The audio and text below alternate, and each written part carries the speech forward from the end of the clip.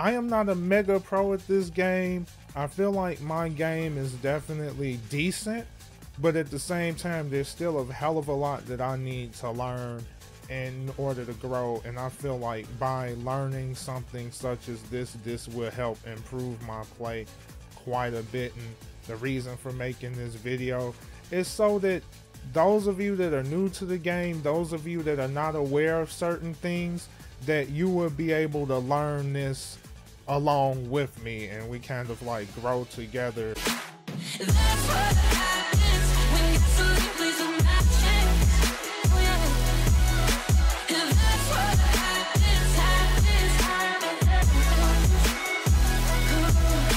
And that's what happens when gasoline plays a matching. What is good, bros and bras? And this is your boy Vengefulwilberg here, bringing you yet another awesome Tekken video today. And this is going to be a guide that explains how you can use frame data to help increase your probability of success when playing players online in any Tekken game. Before we start, I would like to refer you to a cell phone app called Tekken 7 Chicken, and I find this cell phone app very useful because you could look at the frame data of all of the characters from anywhere on your cell phone, so you will always have access to it 24/7. But I also will advise you to look at the legend that I will have pinned in the comment section below. It would be a link that will send you to a page that will tell you what all the acronyms mean. So what's so important about frame data? Well, here's why this tool will help you so much. It will allow you to determine how much of an advantage or disadvantage a character has after performing a move. And so why don't we go ahead and break down what Tekken 7 Chicken tells us in terms of frame properties. First, you have on block, which is the amount of frames available after your move is blocked. On hit, the amount of frames rewarded for a hit. Counter hit, extra frames you can use to do the following, either combo or apply pressure. And then you have speed frames, which basically tells you how fast the move is. When a move has a plus next to the number, that means that you are at an advantage, meaning you could either apply more pressure or the move is virtually safe to use. And what I mean by safe is that your opponent may not be able to hit you after they block your attack. And when a move has a negative next to the number, it means you are at a disadvantage, which means you are either left open after a blocked attack, or it takes too long to recover, giving your opponent more time to hit you. Another important tool that I want you to be aware of in training mode is something known as recovery animation. And the reason why displaying the recovery animation is important is because it will help you see how unsafe using a move can potentially be. Now let's talk about speed frame data first. And here's the basic thing that you want to keep in mind when it comes to speed frame data. You want to pay attention to how big the number is, because the smaller the number, the faster the move.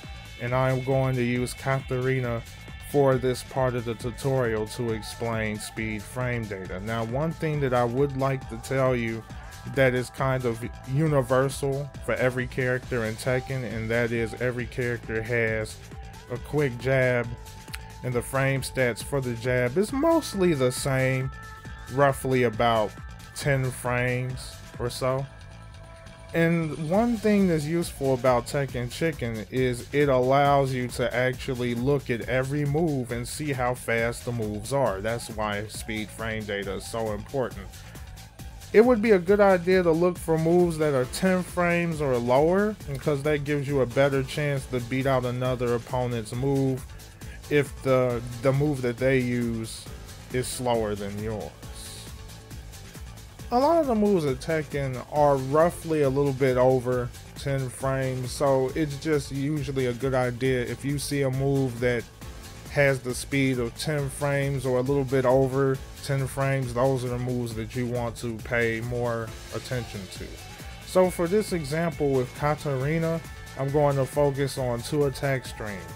The speed of Wing Punch is actually 10, but the Feather Fury is 12. So what that means is the Wing Punch will beat out Feather Fury every time. So for example, if someone was to, if it was a mirror match and both of you have Katarina, if somebody's going to use Feather Fury and you happen to use Wing Punch combo, the moment that Feather Fury is about to come out, you'll beat it out every time. And so that kind of like gives you an idea about speed frame data. So play around with training mode, pick out the moves that are faster, see what moves can beat out the moves of another character.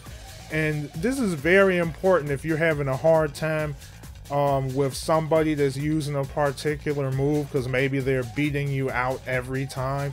It may be a lot faster than you realize, and through training mode you can actually take the time to see what options your character has to deal with that situation better.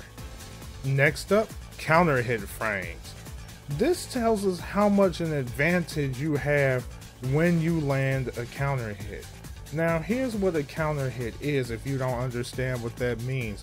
Counter hit means if an opponent attacks you and you use a move that's faster than your opponent, then you're going to get what is called a counter hit. And counter hit not only gives you bonus damage, but sometimes you'll have a greater opportunity to actually complete a full combo. And if you're not able to complete a full combo, you actually will be a few frames ahead of your opponent, which would allow you to apply more pressure by following up with a faster move. And chances are, if they press a button, you may be able to hit them, especially if the move that they're using is just that much slower than yours.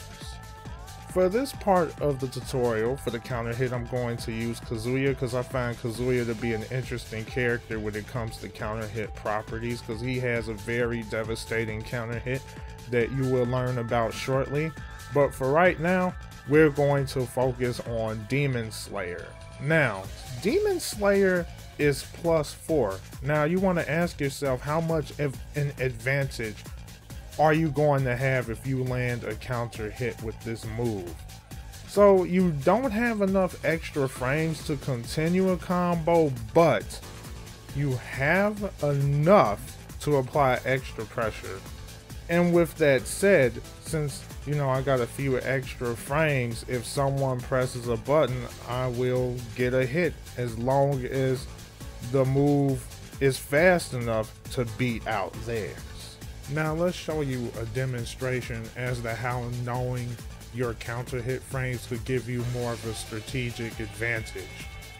Kazuya's Oni front kick is pretty slow, that's 19 frames.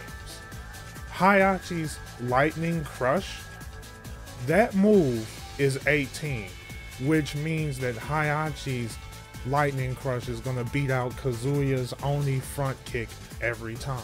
Now we're going to show you what happens when you land counter hit with Demon Slayer and then follow up with the front Oni kick. Will Kazuya's front Oni kick be able to beat out Heihachi's Lightning Crush? Let's find out. So here's the reason why Kazuya's Oni front kick was able to beat out Heihachi's Lightning Crush. Because of the fact that the counter hit frames gave Kazuya +4 frames, and what this means is any move that Kazuya uses, it's already going to be 4 frames ahead of Heihachi's Lightning Crush.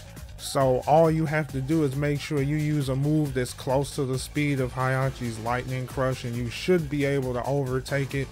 Even try to look for some launchers that would actually be fast enough to actually guarantee a full combo. I mean, that's another thing you could do as well. Now, let's look at the Abolishing Fist at counter hit. Now, this move is extremely dangerous because the Abolishing Fist gets a whopping 13 plus on counter hit, which allows you to do a full combo punish. And in case you don't understand what punish means, that's just the fancy way of saying counter, or simply put, make your opponent pay for a mistake. That's pretty much what it means. So the most important thing to keep in mind when you have counter hit is how much an advantage you have. The bigger the number, the bigger the plus, the more you will be able to do. So next, let's talk about on hit frames, and that just means the number of frames you get after you land a hit. So if I was to land the abolishing fist, I would get an extra 5 frames. Now that's definitely good.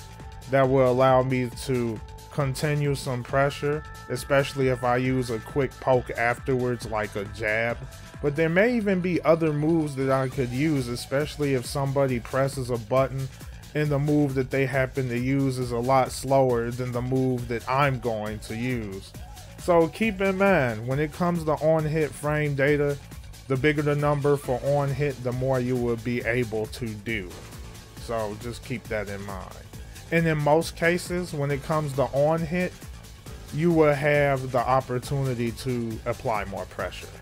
And last but not least, I want to talk about on block, and I find this to be very important in terms of frame data, because it means the number of frames you can gain or lose after your opponent blocks your attack.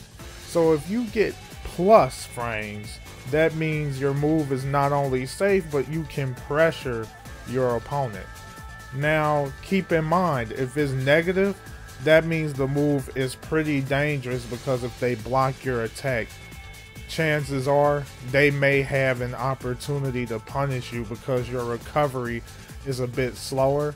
And that's why it is important to have recovery animation on, because you'll actually get that visual that shows you just how dangerous the move could be if somebody blocks, and they'll be able to punish you if they react quick enough.